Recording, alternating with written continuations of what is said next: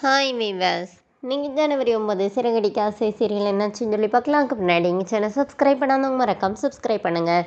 இன்றைக்கி என்ன அப்படின்னு சொல்லி பார்த்தீங்கன்னா, மனோஜ் வந்து வீட்டில் மாட்டினதே தெரியாமல் அவர் பாட்டுக்கு ஓவராக பில்டப் பண்ணிகிட்டே போய்கிட்டே இருக்கிறாரு. இந்த மாதிரி எங்கள் ஷோரூமுக்கு விஜய் வந்தார்.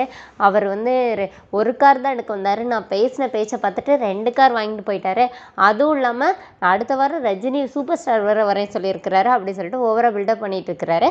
இப்போ முத்து என்ன சொல்கிறாருன்னா, எல்லாம் சரிதான், ஆனால் நீ எங்கே போகிறன்னு தெரியணும்ல, இங்கே பாரு அப்படின்னு சொல்லிட்டு குறும்படம் போடுறோம் பாருன்னு சொல்லி போட்டு விடுறாரு. அப்போனே அந்த இது ஸ்டார்ட் பண்ணும்போது மனோஜ் என்ன சொல்கிறாரு, இது டி நகர் பார்க்கல அப்படின்னோடனே, அடடே அது உனக்கு நல்லா தெரியுமே, என்ன நீ அங்கே தானே வேலை பார்க்குற அப்படிங்கிற மாதிரி முத்து சொல்லிட்டு அவங்க மட்டுக்கு 2 பேருமா அவர் சொல்கிறாரு, எல்லாரும் பார்த்துட்டு வரோம், ரொம்ப போர் அடிக்குது, அதனால 2Xல போட்டு விட்றேன்னு சொல்லிட்டு வேகமாக போட்டு விட்டோன்னே இப்போ மனோஜ் அப்படியே ஷாக்காகி எந்திரிச்சு நிற்கிறாரு.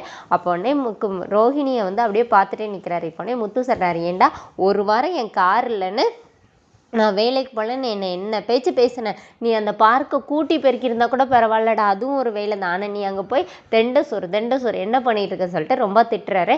இப்போ மீனா வர ரோஹிணிக்கிட்ட, நான் சொல்கிறேன்னு தப்பாக நினச்சிக்காதீங்க, இந்த மாதிரி உங்கள் ஹஸ்பண்டுக்கு ஏதோ மீட்டிங் இருக்குது, துணியை துவைச்சி அயன் பண்ணணும்னு சொன்னீங்கல்ல, அவர் எங்கே போயிட்டு கசங்காமல் படுத்து எழுந்திரிச்சு வர்றாருன்னு பார்த்தீங்களா அப்படின்னு மீனா சொல்கிறாங்க. இப்போ ஸ்ருதி வர, அன்றைக்கி அதனால தான் இவர் நம்மளை கார் எடுக்கவே விடலை, இல்லாட்டி நம்ம ஒழுங்காக எடுத்துகிட்டு வந்திருக்கலாம் சொல்லிட்டு ரவிக்கிட்ட சொல்கிறாங்க.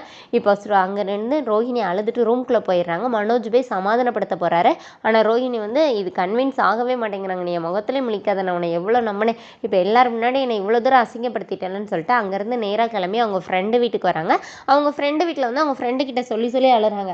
இப்போ அவங்க ஃப்ரெண்டு என்ன சொல்கிறாங்கன்னா, நீ இவ்வளோ தூரம் ஃபீல் பண்ண வேண்டியதுக்கு அவசியமே இல்லையடி, நம்ம அன்னைக்கு அவரை பார்க்கில் பார்க்கும்போதே எனக்கு ஒரு டவுட் இருந்துச்சு, அதுவும் இல்லாமல் நீ எவ்வளோ பெரிய பொய் சொல்லியிருக்கன்னு ஞாபகம் இருக்குல்ல, அது தெரியும் போது மனோஜ் இதெல்லாம் சொல்லி உன்கிட்ட வந்து ரியாக்ட் பண்ணுவார்ல அப்படின்னோடனே இப்போ ரோஹிணி என்ன சொல்கிறாங்கன்னா, ரொம்ப சின்ன வயசில் இந்த மாதிரி வீட்டில் சொன்னனால ஒரு வயசானவரை கல்யாணம் பண்ணி என் வாழ்க்கையே போயிடுச்சு, இப்போ தான் நான் வந்து வாழ்க்கையில் ஒரு பிடிப்பொடி வாழ ஆரம்பித்தேன், அந்த இடத்துல மறுபடியும் என்னை மனோஜ் ஏமாற்றிட்டாரு, இனி எப்போவுமே அவர் ஏமாற்றுவார் தானே எனக்கு தோணிகிட்டே இருக்கணும்னு.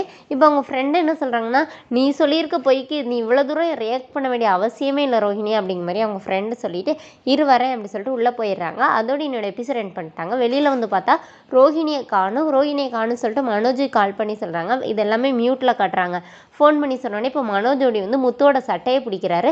இப்போ முத்து, மனோஜ், ரோஹிணி 3 பேருமா சேர்ந்து ரோஹிணி எங்கன்னு சொல்லி ஒவ்வொருத்தரையா மீனா எல்லாருமா சேர்ந்து 3 பேரும் ஒவ்வொரு இடமா போய் தேடுறாங்க. ரோஹிணி எங்கன்னு சொல்லிட்டு ஃபோட்டோ காட்டி ஒவ்வொரு ஏரியாவாக போய் தேடிட்டு இருக்காங்க. அதோடு என்னோட எபிசோட் எண்ட் பண்ணியிருக்காங்க. தேங்க்யூ.